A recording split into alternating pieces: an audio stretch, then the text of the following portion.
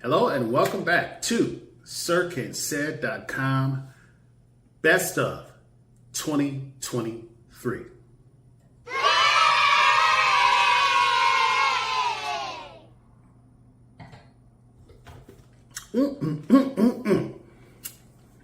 So before we get started, I want to explain that these are movies that I physically went to go see this year.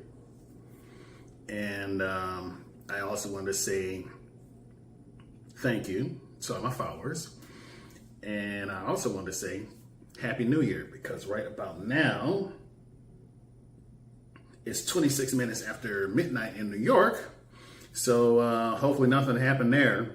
I know somebody who lives in New York, and I'm glad to know that she decided to keep her ass at home. So yeah, that made me feel good.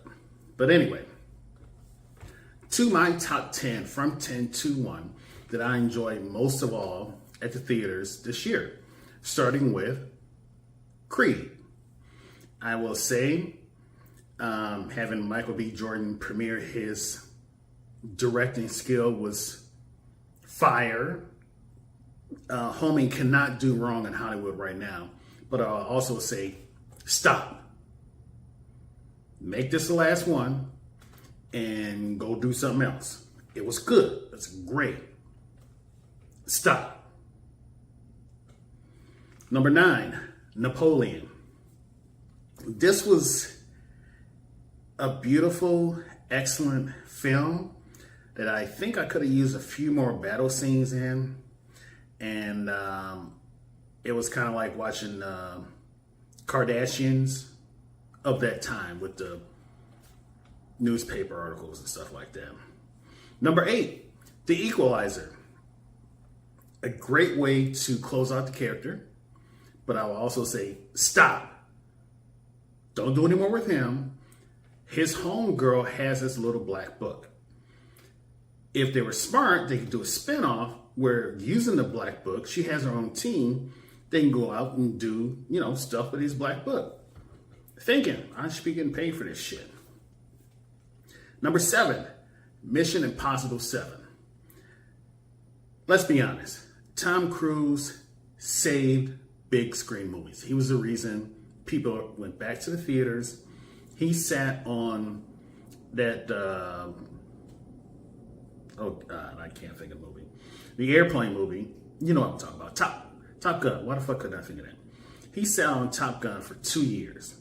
Because Paramount wanted to put it out on the streaming service. He's like, fuck that. No, we put it out on the big screen. And he was the reason people started to go back to see big screen movies. He just makes them for the big screen. Number 6, Sisu. This was if John Wick fought Nazis. That's all I can say. The first 11 minutes of this movie, dude never said a word. There's no dialogue. So, yeah, you pretty much know what this movie is about. Speaking of, number 5, John Wick 4. Give me Donnie Yen. Give me John Wick. Give me the English action dude who I love, and I can't think of his name right now. This was a perfect way of closing out his character. Y'all gonna get mad at me, but I hope they don't find a way to bring him back. I mean, if he wants to be in the spinoffs and appearances and stuff like that, cool. But I hope they don't bring a way to bring him back, because it would just cheapen this movie. Number 4, Guardians of the Galaxy 3.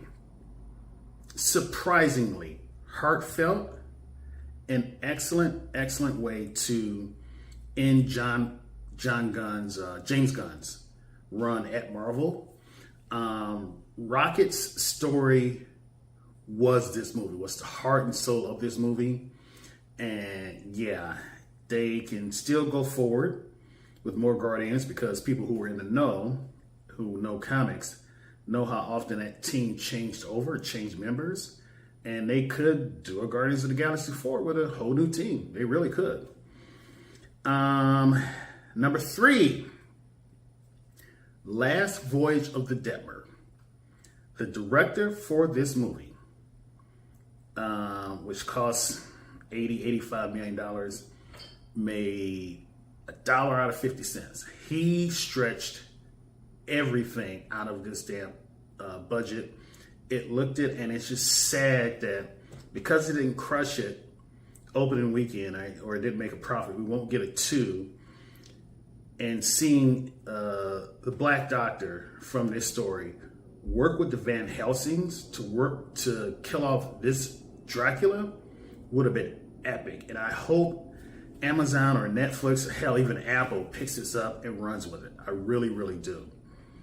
Number 2 was amazingly good, and that would be Godzilla -1.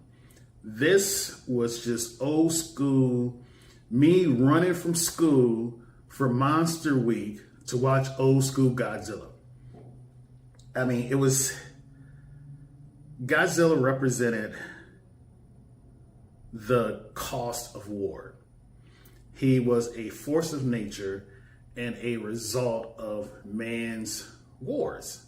That's what he symbolized. And when that music kicked in, and the fact that they did use some stop action photography for this, you can't see it, but it was there. It was epic.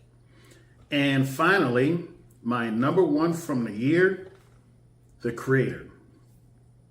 Another beautiful sci-fi drama that was shot on a Sony camera that you can buy over the counter today for like $2,200. The entire movie was shot on a camera like that. It was thought-invoking because once again, man creates something, it becomes self-aware, then man wants to kill it. So yeah, it's sad that it bombed the theaters again, because I think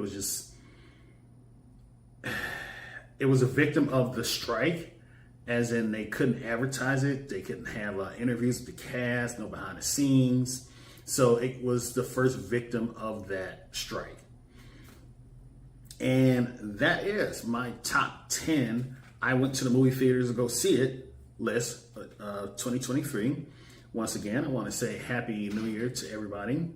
And yeah, once again, I'll also say, work some OT, get your ass a decent soundbar, surround sound system, and a real TV. So until next time, I will see you guys on the other side.